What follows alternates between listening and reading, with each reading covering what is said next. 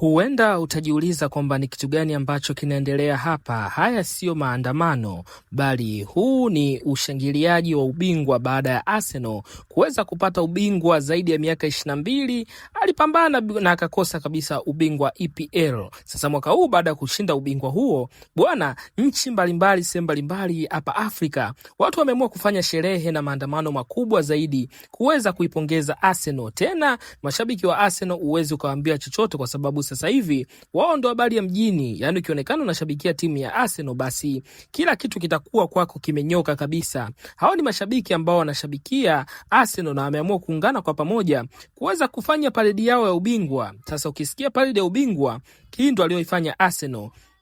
Na Arsenal wamefanya hivi kwa sababu ni kwa misimu mingi sana wameweza kupambana na bila kupata chochote, kwa sababu ukiangalia ligi ya mabingwa hii imekuwa ni ligi ambayo ni ngumu sana. Kuna muda Man City alikuwa ameshikilia taji, kuna muda Man U ameshikilia taji, na kuna muda hadi Chelsea ashakushikilia taji, ila Arsenal walikaa kwa muda mrefu sana bila kupata chochote kitu. Sasa wananchi wakaamua wakusanyike wafanye sherehe zao za ubingwa. Tena wametangaza kwamba ni zaidi ya wiki kutakuwa kuna sherehe hizi za kuweza kusherekea na kushabikia na kufurahia kuhusu Arsenal kuweza kuwa bingwa kwa baada ya miaka 22. Kama wewe mtazamaji wa hii video, hebu chini upande wa comment tuambie maoni yako. Yani unaona nini, na wewe kwa mtazamo wako ni mtazamo gani? Na kama unashabikia Arsenal, basi tuone comment yako.